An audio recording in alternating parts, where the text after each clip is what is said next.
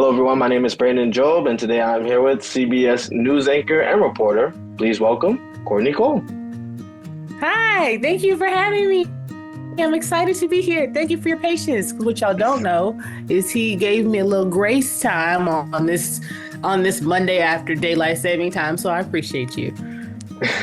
Especially us trying to adjust to the time, but hey, it is 60 degrees out, so I'm trying to make sure I get some nice time out there with the weather and everything because it's starting to finally no snow and we're getting nice days finally. It was too early to say that in New England, though. We're just gonna take it day by day. Just day by day, we're gonna take our That little is true. 60s and be happy. That is true. So, Courtney, you know what? Let's start off with early childhood. Let's talk about how you were as a child, kind of like growing up, especially and correct me if I'm wrong, in Chicago, right? In Chicago, yeah. Okay, so I was born and raised in Chicago. My mother is now a retired nurse, and my father is a retired police officer. And so now, hindsight as an adult, I realized like how much that shaped me, right? Because I got to see my father serve the community in one way, and I got to see my mother serve the community in another way. So having two working parents, they figure it out, right? So I spent a lot of time after school with my mom at work. Because when you work in the hospital as a nurse, hours can be crazy. Yep. Um, Not so much at work with my dad for obvious reasons, but I did sometimes kind of get to see the station and like behind the scenes. Everybody was always very friendly. Just out and about in the city with him was always fun.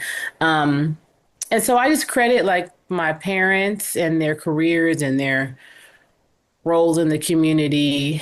I credit that with a lot of it with shaping me, and then just the city I grew up in, the diversity of the city, the experiences of the city.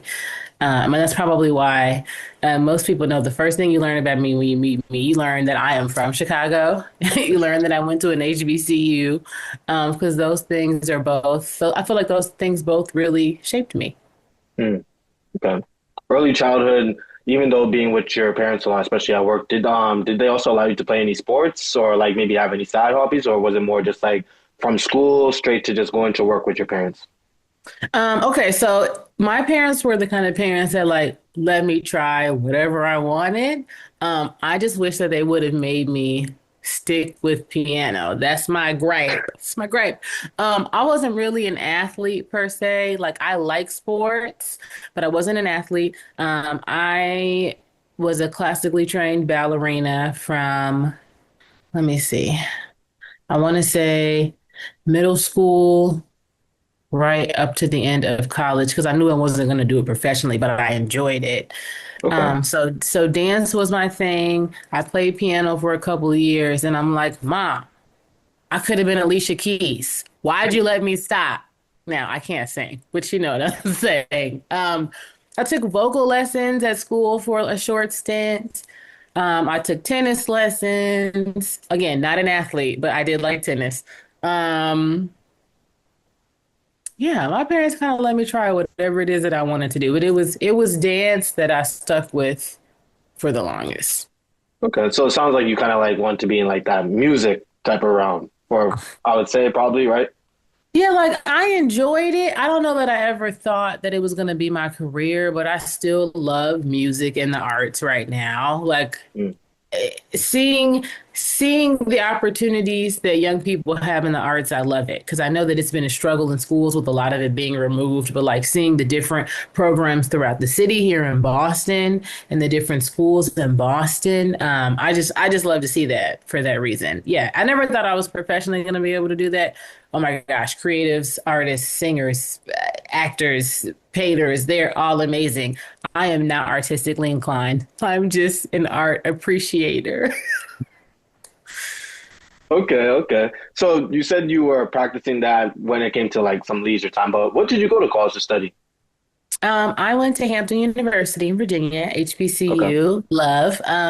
But I went to school. Actually, you know what? So funny. People always say this to me, and I didn't really think about it until like recently. But like, a lot of times you go to college, you pick something, you change it, you change it, you change it, you change it. Nothing's wrong with that because like the world's your oyster in college. You have all these cool things that you're learning you can actually get paid to do. You're like, oh my God, what?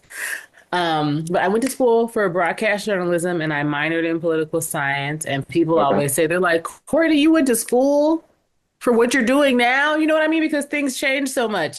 And I'm like, yeah, of course I did. So So yeah, yes. didn't you? But like life. So you do change course, but I do always believe you end up exactly where you're supposed to be. So, but Exactly. Yeah. yes, studied broadcast journalism, major, minor political science, because I was looking for something that felt like it would complement it, but I also like politics too. So that all worked out. Okay. So growing up, did you kind of maybe watch the news a lot that made you like had a heavy influence in you to like go and want to study into political science, especially minoring with that, and then obviously the major broadcasting. So good question. When I was growing up, we always had the news on, and my parents would read the newspaper. Like I was the kid that always had a book in their hand. I wasn't an athlete, but I loved to read. Mm. I still do. I wish I made more time for it now because I can't resist. I can't walk by a bookstore and not go in. But I grew up watching the news with my parents, and actually, I think before I really understood what the people on the news were doing, like fully. Because like when you're a kid, you understand, like when you're younger, but you don't fully understand. But like I knew that that's what I wanted to do before I fully understood it. And then as I Okay. got older, it was more of like, okay, what are my strengths? What do I like to do? How do I put those things together in a service capacity? And then on top of that, how do I get paid to do it? Right. So, like, Yeah. that's where journalism came from for me. Okay. And I kind of like that because I will say this, in a lot of people that I have interviewed so far, when it comes to the broadcasting, whether it's sports or just broadcasting as a whole, some of them it took them later on to figure it out. So it's interesting that you're saying that early you knew, now it was just like finding what fits for you. Yeah, because I've always enjoyed reading, writing, public speaking, and just people's stories. I love people, and I meet you when I want to know, oh, well, how did this happen? Why did this happen? Well, what's your why? Okay, what's next? Like I am just naturally curious about people. And so again, like all those things come together for my job every day. So it's just a blessing that like all those things like come together and they work and I can get paid to do it. Okay. So now you said you went to college. Obviously, you talked about you went to Hampton University, right, in Virginia, Hampton University. Yes. Mhm. So what made you want to go to and correct me if I'm wrong, HBCU? I know you said that as Mhm. well too. What made you want to go there to study, especially for obviously broadcasting? Well, the funny thing is, okay, so when I was going to high school, Jones College Prep in Chicago, I initially was like bent on going to my mom's alma mater, which is U of I, Champaign-Urbana, a Big Ten school. But Is like, that in you're Chicago? Is that in Chicago as uh, well? like in Illinois, Oh, okay, okay, yeah, okay. University of Illinois, Champaign-Urbana, and I was bent on going there because it was my mom's school. I'm like, great, yes, let's go Illini, okay. And then it was one of my best friends. Her brother he's Morehouse alum now, but her brother was in Morehouse at the time. She was like, girl, you have to consider Hampton. Like, you got to look at Hampton. And I was like, yeah, whatever. Okay. And then she was like, and then she just kept kind of like she was wearing me down. And I was like, you know what? Okay, they have something called high school day, which is more of like high school weekend where you like get to experience the campus, like feel the vibes, meet the professors. Like it's kind of like College you're sports on in a sense. campus. Yeah, Yeah. it's like you're on campus with them. Not for a day though, more like a weekend. Okay. And after high school day, that was it for me. I was like, oh, this is my school. This is it. Like, parents make you apply other places, and I still did that. But like, went to high school day, Hampton, applied early, got accepted. Like that was it for me. No one could tell me anything after that. I was like, mm-mm. And they also had an excellent, and they still do, they have an excellent journalism program. So they have the Scripps Howard School of Journalism at Hampton Okay. University. So that was also a plus, right? So knowing that I wanted to go to school for journalism and go to an HBCU, it was helpful that they had a great program for what I wanted to do because it might have been Exactly. a little more difficult to convince my parents. But they're like, well, this is what you say you want to do. Like, what? What does the school have to offer? But yeah, Hampton has a great journalism program. Okay. And speaking on that journalism program, what kind of skills and techniques did that help you in furthering your career in broadcasting? So our journalism program was very hands-on, and we actually had to learn. We had to learn like a lot. Like they took us way back.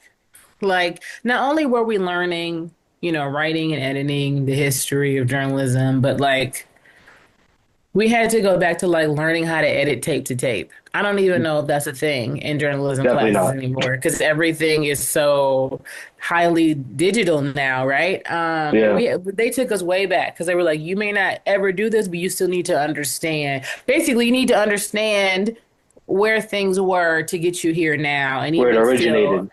Right. Even still, I graduated in 2012 and things have advanced even so much more just in that period of time. But so we kind of had to learn like where we came from, so to speak. But then we also, we had to shoot and write and edit and oh, those were some nights.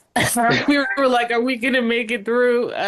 We had like hour deadlines, which were like a Mm. week to put a project together. Like all that felt stressful at the time. And then, also too, we were required to have a certain amount of internships. So I think like our coursework, our hands-on coursework, our book coursework, in combination with the internships in the area, like all of that prepared me for my first job. Okay. And now speaking on your first job, what was that like, especially getting kind of like now the first step into the field of broadcasting? So I always think it's so important that people know this part of the story because I think people see like because now I've been in the business for 13 years, so they see this right now But they in don't know Boston. prior. Right, right, exactly. So that first job, okay, well, let's back up. I graduated in May 2012. I didn't start my Mhm. first job until March 2013. Okay, so And a year later. so, yeah, almost, yeah. And so I think sometimes people panic when they don't have that job right away. Now, granted, anybody watching this now, the economy's different now, circumstances are different now, but I just think that's important because, in between time, like I work, like I'm somebody that needs to be busy. Like the goal and the mission doesn't change, but I need to keep moving. So I graduated. I was applying to jobs every day. At this time, we were still sending like our reels on a disc in an envelope. Like we were just getting to the point where like they were starting to accept things online, but a lot of things wanted you to still like, especially the smaller markets, they Yeah. wanted you to like send your resume, send your reel on a like we were still kind of there. So like Hmm. that was what I was doing every day. There were just multiple envelopes going out. If it was an option to apply online, I did that part there, but like that was it. But also, while that was happening, I worked at a shoe store. I waitressed for a little while, and not because I had to, but it was because like, well, you think like, what can I be doing to develop myself? Maybe not in like obvious ways. Maybe, Yeah. maybe it's not like a direct correlation, but like, what could I be doing while I'm waiting for that first job? Um, and that first job was at WPTV, which is a script station in West Palm Beach, Florida. Okay. And I started behind the scenes actually. So it was my job and I was part-time. So Mm. I also have to say, none of this is possible without my parents because y'all know what a part-time salary looks like. Especially And then. part-time does not include benefits at the time either, right? So like some Hmm. of my parents' health insurance and part-time in a different state. God bless them. So started behind the scenes just to get my foot in the door. I was the assignment editor, part-time assignment editor on the weekends, and it was my job to take care of the web, which everything is so important on the web now, but we weren't there yet. So at the time, it was my job to take care of Twitter, Facebook. I was posting the stories of the reporters when they were going out, the stories that they covered that day. I was helping to assign reporters, and imagine that I'm a 21-year-old, Yeah. newly graduated, giving these grown folks their stories. You know, I mean, obviously their assignment still had to be approved by a manager, but Hmm. like that was crazy to me. Looking back, I'm like, oh my God, like they probably were like, who am I taking this? Whose child is this that I'm taking instructions from? Um, but it was just such a good experience because there was so much responsibility coming in behind the scenes. And I think sometimes people think like, oh, if it's not in front of the camera, like I don't want it. But truly, the assignment desk, even though it's not seen by viewers, is the nucleus of the newsroom. Everything that 100%. comes in and leaves goes right through the assignment desk, right? Hmm. So just having to manage that allowed me to like get to know the different, they call them PIOs or like the representatives for each fire department and police department and the PR people. And it was just a good way to get to know the community from inside of the building. And I think a lot of places don't do this anymore, but also it was my job to listen to 7 different scanners while all this was happening and just kind of be Okay. able to like know the codes and kind of listen and like be aware and know when to follow up on things. So started there. And then eventually I had the opportunity to be an associate producer or an AP. So the producers would let me write for their shows. Hmm. I learned how to do the graphics. I ran the prompter in the back. Um, and closer to maybe like halfway through because I was there for was it 13? I was there for 2 years. Close to like halfway through, they also let me produce the 5:30 in the noon. Okay. So I really touched everything I could before I left. Okay, And so you're kind of like then just moving your way up in that job field that you had first dabbled into. But I like how you yeah. said about like even though you didn't start on camera, you still appreciate like some of the skills and some of the stuff that you learned there. Because a lot of people think that like broadcasting and then what they see now on TV is easy, just to like boom, just hop on camera. But like what I've learned, especially in getting my hands on with the broadcasting, is like it's better to know everything, whether it's behind the camera, editing, and like you said, just the little ins and outs of being in that broadcasting field. Yeah, I mean, I am so appreciative of it. Just even day to day right now, just knowing that like WPTV in West Palm Beach really gave me my foundation. Because I got to touch and learn and do so much and work with some great people in the business. But like it helped me to understand moving forward, right? Like why a producer might ask for this, or why this matters, or why this is here, or why we do that. Like there are just certain things that I might not have known so soon because eventually you learn, but like I might not have known and understood so soon had I not had all of that experience behind the scenes initially. So that's why when people are like kind of hesitant, they're like, well, sometimes, interns or students will say, well, it's not an on-air job. Get your foot in the door. Get your foot in the door. Get your foot in the door, learn as much as you can, soak up as much as you can. You can still do the job without losing sight of your mission. Exactly. And then so now you said you finished there, and then where did you move on to now? So after West Palm Beach, um, and just a side note, so while all those things were happening in West Palm Beach, like on the clock, off the clock, I would go out with reporters and they would help me get my reel together. So that's how I Oh, got okay. to my Nice. next. Yeah, yeah. Okay. And it was just, I really do. I credit WPTV with like giving me such a solid foundation. I will always be very appreciative of that. The experiences, everything they let me do and touch and prepare me for the next stop, which was Savannah. Okay. So Savannah is a smaller market, but you need that smaller market experience to be able to like make your mistakes and learn without so much consequence. Because when you're in a place like Boston, Chicago, New York, LA, Philly, DC, Can't The really make those audience is mistakes like less, that. yeah, the audience is less forgiving. Like Yep, by you're the held time to you're a bigger here, standard.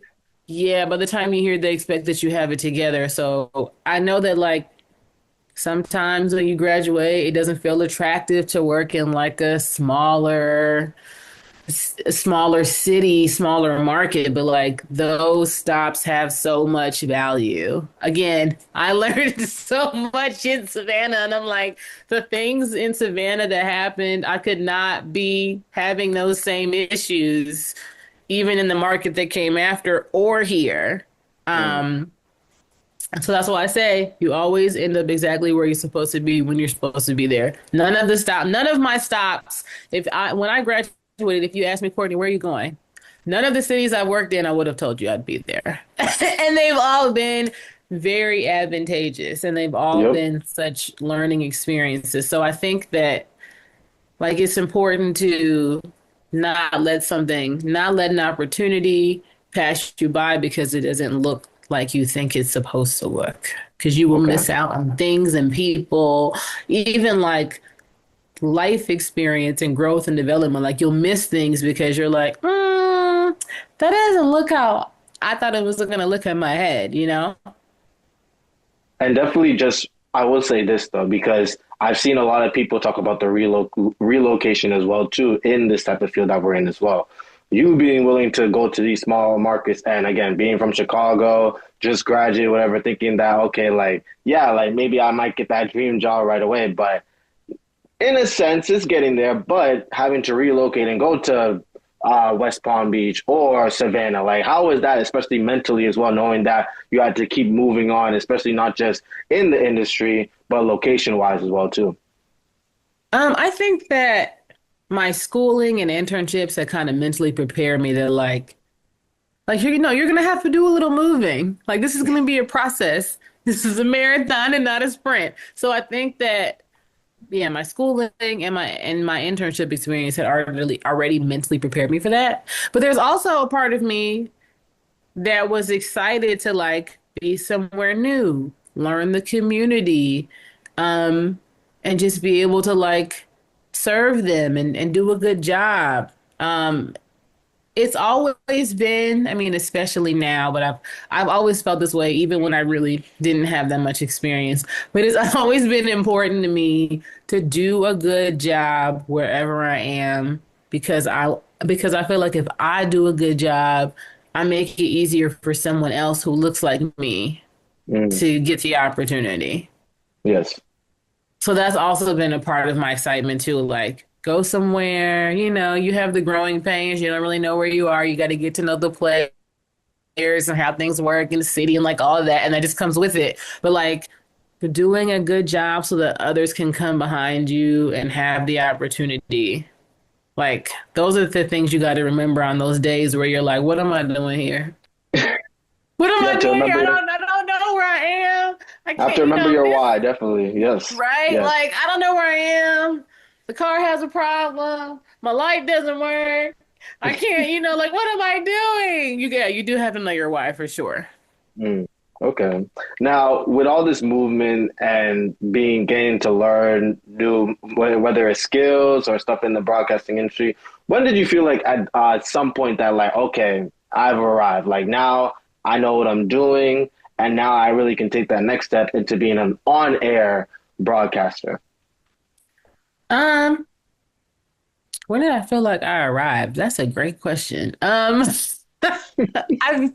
Because we all, like you said, I mean, going into like, yeah, like, cause, and honestly, that's the humbling thing, especially like I'll say for myself too, like going into it, you'll be like, yes, I'm ready. Like, yeah, put me in this job, and like I'm ready to go talk about sports. Like, for example, me, I'm sports, so I'm like, yes, I'm ready to talk about sports. Da, da, da. But it's a different type of level when you're on that camera. So now it's like, okay, like you know the stuff, but can you articulate yourself the same way, especially now in this field? Because this is obviously what you want. So now you see these jobs, and like you said again, like it wasn't on air, it was like behind the camera stuff, and you're looking, you're like, oh, like even though it's new to you, you're like, wow, I didn't know all this goes into it. Then you start questioning yourself. So that's why I'm saying, like, like at some point, like, when did you feel like you arrived? Because it's different for everyone. Like when you start off with something different than what you thought you was going to get, when you see the work that's put in just to get there, then you start questioning your own self. Well, I would say, okay, let me go back a little bit. So West Palm was behind the scenes. Savannah was my first on-air job. Okay. I will always be appreciative of WSAV. They're the NBC affiliate in Savannah, because they took a chance on me. And so when I was there, I produced my own weekend show, anchored it. I also reported, and then I was the weekend morning anchor in Jacksonville as well and reported during the week. And then, and this is all going to come together in a second, started here in Boston, also was the weekend morning anchor, reported during the week. But I've had so many opportunities here in Boston as well before I landed in my shift that I work now, which is evenings. Um, and I would say probably this stint in Boston. I don't know if you ever feel like you've arrived because I feel like you're always working to get better. You're always working to get a little bit better, even if it's just a smidge every single day. But I have definitely had moments in Boston where it's like I felt like, okay, Courtney, everything you've done up until now has prepared you for this moment right here. Exactly. Exactly. Like everything you've done in West Palm Beach and in Savannah and in Jacksonville, you didn't understand that at the time. But everything that you have done in these past years has prepared you exactly for this moment now to know how to handle things that don't go how you expect, to be able to pivot, to be able to do what you need to do, cool, calm, and collected. I think, yeah, it's a culmination of just work experience, life experience, repetition, repetition, repetition, I would say. Okay. And in all the experiences that you had through the journey and into getting into broadcasting, especially where you are now at CBS Boston, what do you feel like was the biggest advice that you got, maybe from a mentor or someone that you work with to like keep you along the way? Um, I would say, oh, I've gotten a lot of good advice over the years. I think that the biggest thing, and this is probably going to sound cliche, but it's really true. In our field, we're always looking ahead to the next thing. Like the next job.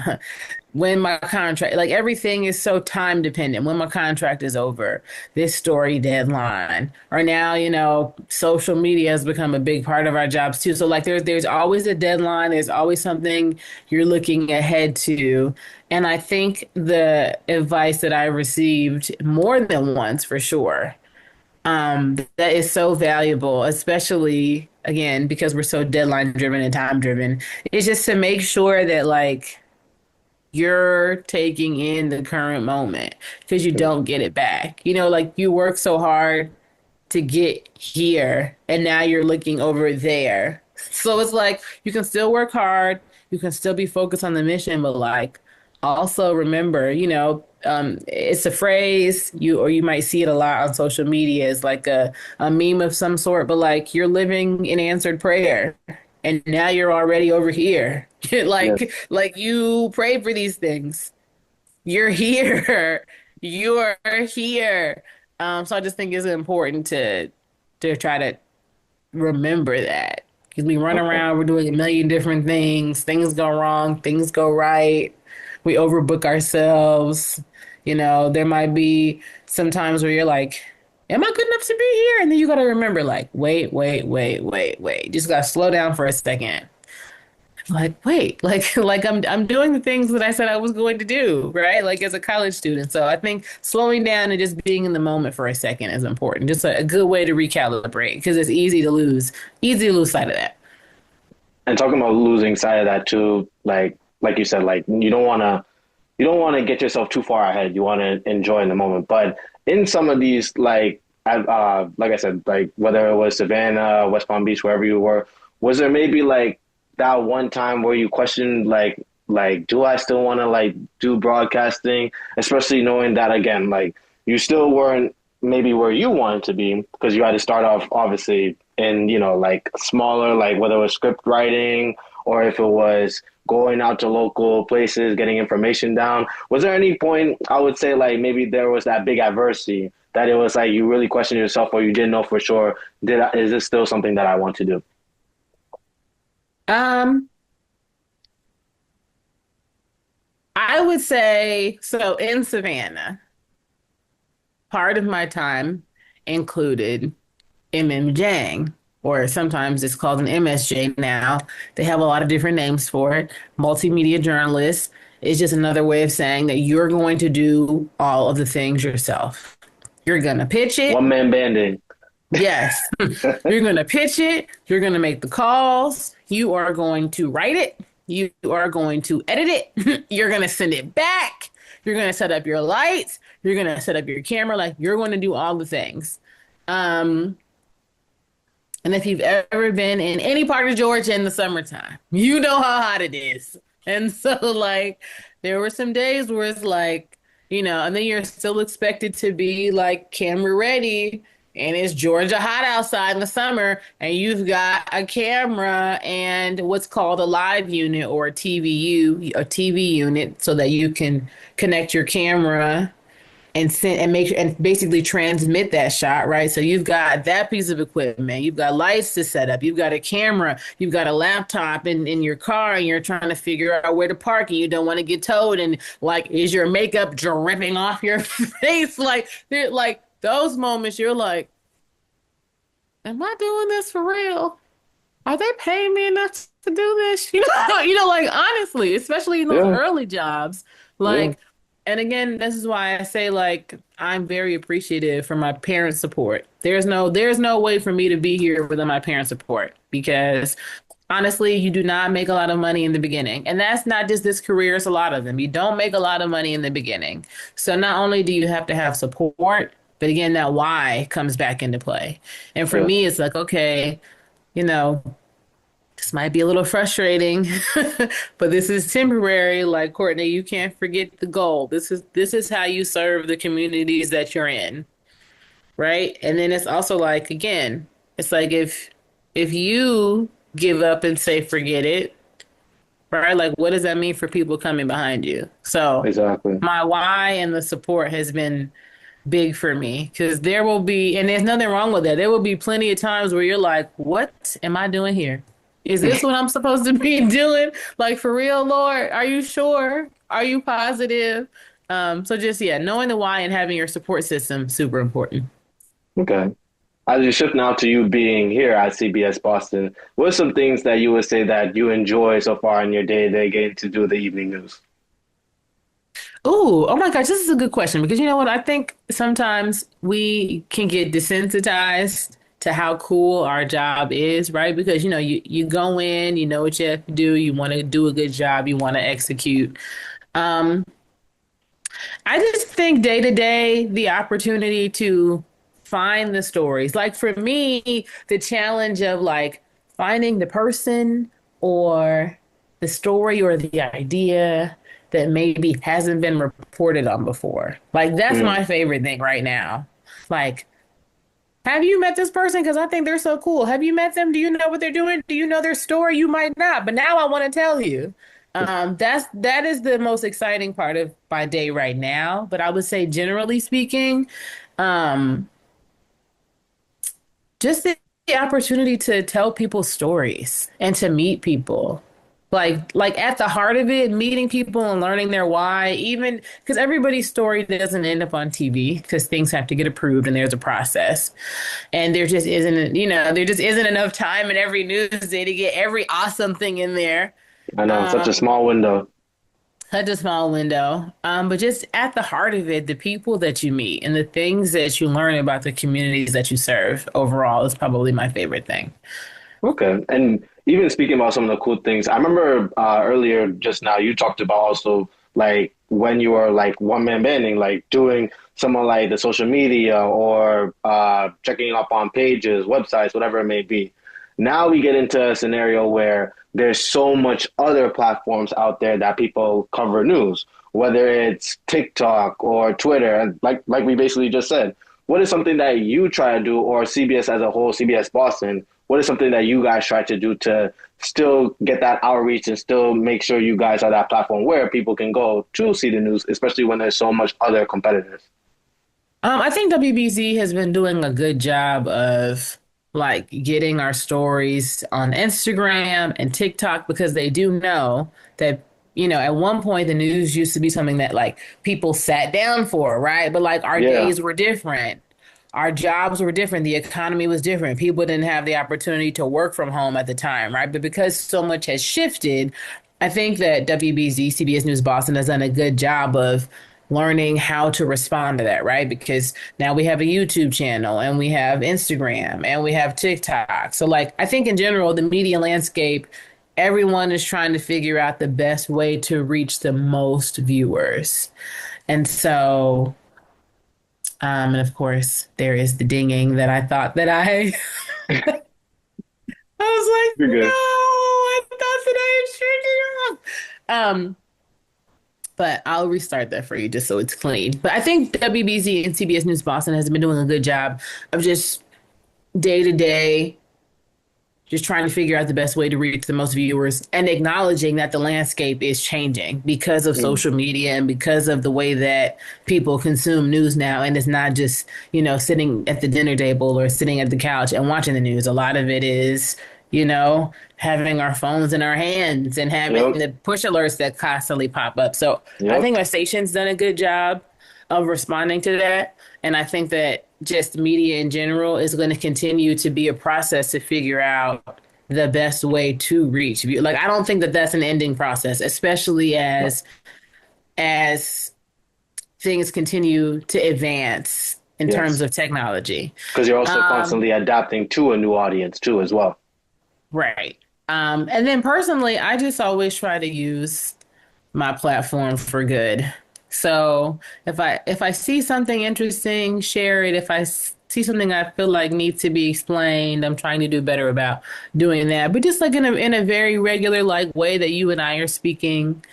Um, so I'm exploring that myself. But just it's just important to me to use the platform that I'm given responsibly. So just thinking about what's being posted, how does it help someone? Does someone learn something from this? Like, of course, social media is also like a little bit of like me just out and about, but I do think it's important to use the platform in a way that's like helpful and like informative. So that's my own little journey I'm going on. Like, how do I do that in the most effective way? And still learning too, even though you're there where you are, still learning new stuff on a day to day, just like you said. Always still learning. That is will forever be a thing. Yes, yes. Now, especially because obviously you've been at CBS for how long? How long has it been so far? It'll be 4 years in July, which is Oh, crazy. okay. Okay, I was about to say for a second I thought it was longer because I've been used to seeing you because CBS is something obviously I watch a lot. And just like even when I had Steve on, I told him I used to watch him all the time, still do. Not as much as before, with all obviously, but I still try to tune into him. But in saying that, with the journey you've been on so far, looking back at it, we're looking forward. Where would you like to see yourself maybe in the next 5 years?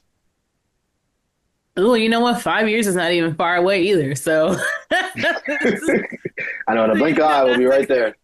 no, totally. I think for me in 5 years, there needs to be like I want to continue progressing in terms of my current job in media, but also I want to find a way to serve the community in another capacity, right? Okay. Because in news, you just through our jobs, we are earning the trust of the community every day, more and more and more.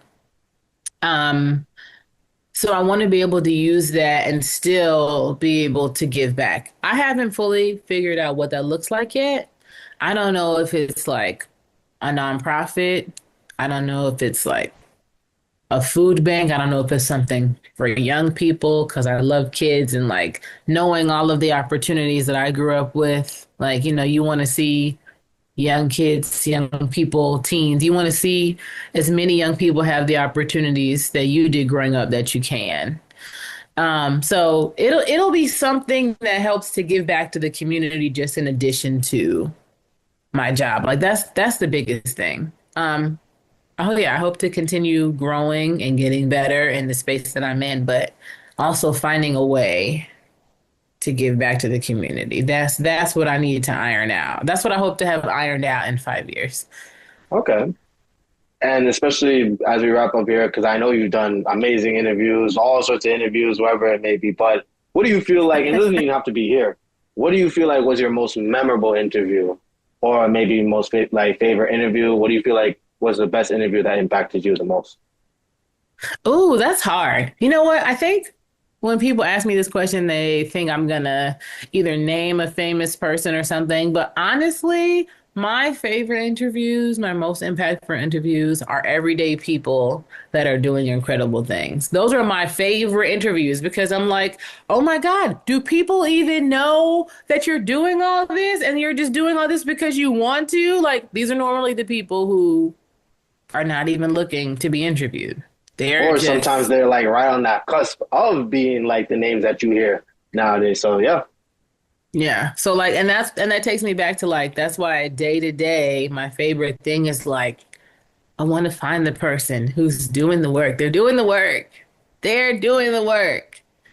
And we just want people to see them and meet them. And sometimes people see them on TV and then they want to help, right? yeah. So it just brings me back to that. The everyday stories, the everyday people. That's my favorite. I just wish there was more time in the day because I want to cover all of them.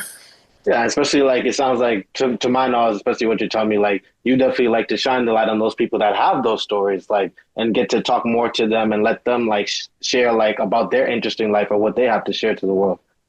Yeah, and I just think it's important to have that reminder because like there's so much heaviness right now. Unavoidable heaviness, just certain things that have to be covered. Daily events, domestically, internationally, it's just heavy. So I think it's important that you also do remind folks that like there are plenty of people doing good every single day, like finding ways to help their neighbors, finding ways to make their communities better. And like all those people coming together, collectively makes it better. It may not feel like that when they're just working in their part of their community or working in their own little square, as I like to say. But all those people cumulatively really do make a difference. Yeah, exactly. And I definitely feel like it's always good to share that platform, especially with the people that don't get to share their interesting stories on a day-to-day basis.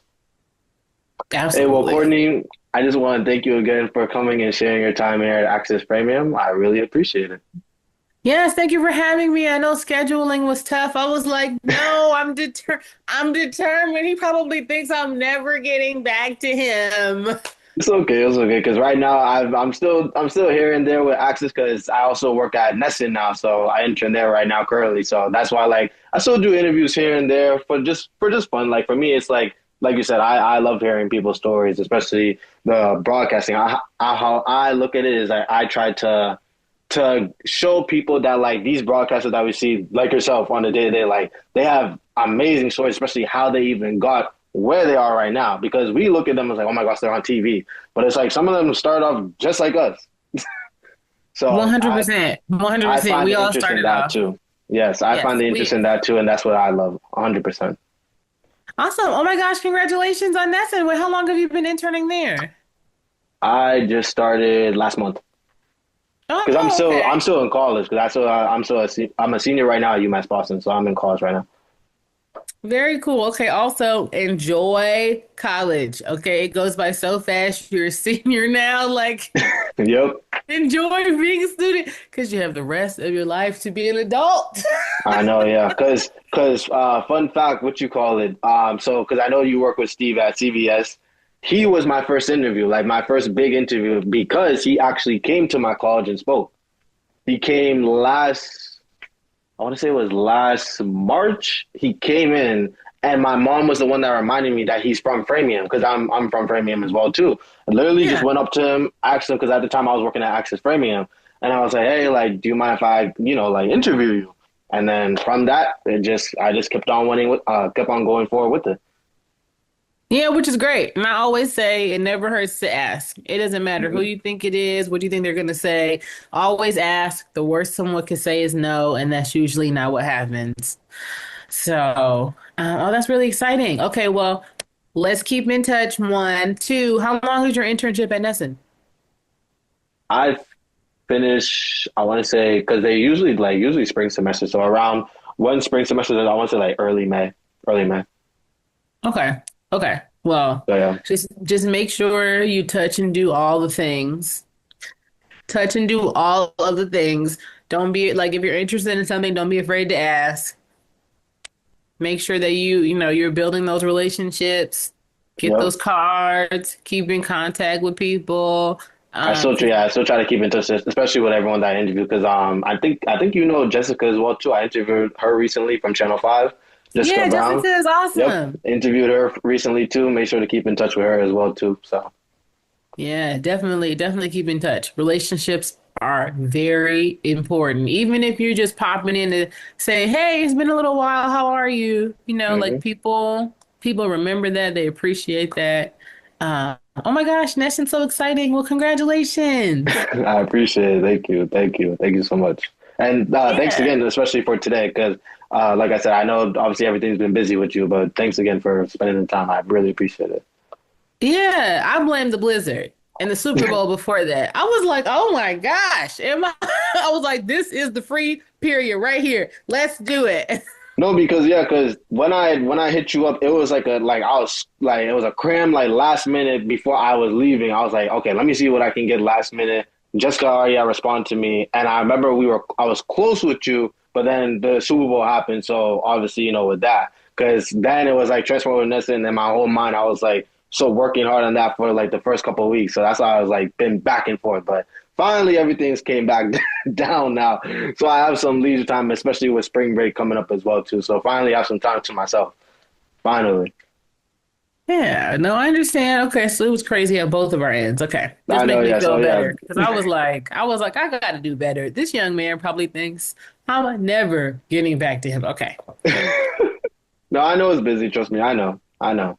But so yeah, so I'll make sure to post this, I'll tag you and everything, 'cause I know you're on IG, all that. And I'll make sure I'll send you an email too with this as well too. I'll make sure to send you an email. Okay, yeah, and then yeah, just keep in touch. I I want, will, I I want will. to, I want to know what's going on, how things are going, how I could be helpful, like all the things.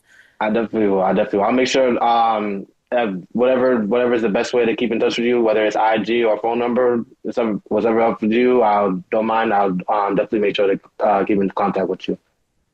Okay, do we follow each other on IG already? I follow you. Okay, okay, so I that means definitely follow. that means do I have my life together? That's really what that I means. keep in contact with you to see what goes on a day to day with Courtney. Okay, so So let me that's get how I my. knew you was from Chicago actually, because I thought you were from Boston. You thought But I was from Boston? Oh my I God, that's thought you that's was so from Boston. funny. Yeah. And That's then so when I funny saw, I was like, oh, because it's like I don't think people really know that you're from Chicago. Honestly, I don't think a lot of people know, especially watching you on the news. that. Listen, but that's a compliment here though because it takes a long time for Boston to be like, oh, okay, we accept you.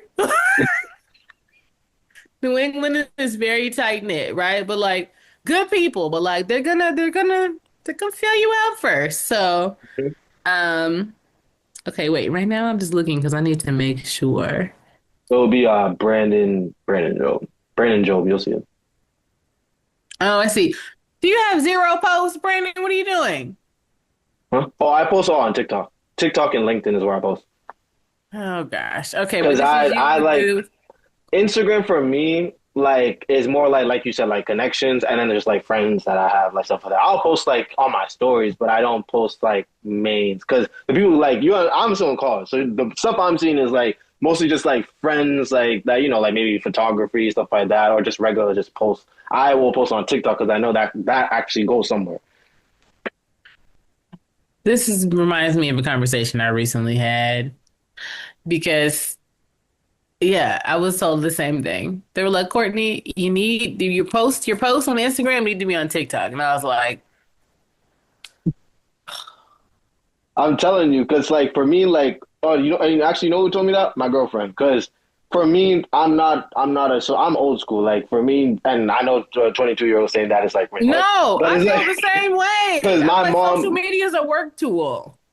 she don't even have no social media, like nothing. Like even when I try to like download WhatsApp on her phone because we're what you call we're from Trinidad, so it's like when we call like people back home or whatever, she didn't even want that. So what you call? So it's like I'm used to that. So like now what you call with social media because obviously I had it as a kid. It's just I wasn't like crazy on it like everyone else. But my girlfriend, she would tell me she was like Brandon, like these big interviews, post them. So then I started posting them on TikTok and then obviously LinkedIn because they teach you with that in college and all that good stuff. So LinkedIn as well too. But IG is more just like, like if you see my page, you'll see it there, but I don't really no.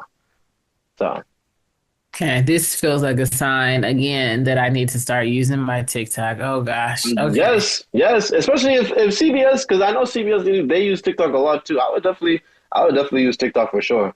I would use TikTok for sure. Because even I was kind of mad because I saw that what was it? Good Morning, is it Good Morning CBS in New York? Is that what it is? Good Morning CBS, right? Maybe. That is You're talking is about that the CBS News Mornings, the national program? yeah, the national one, right? Yeah, yeah.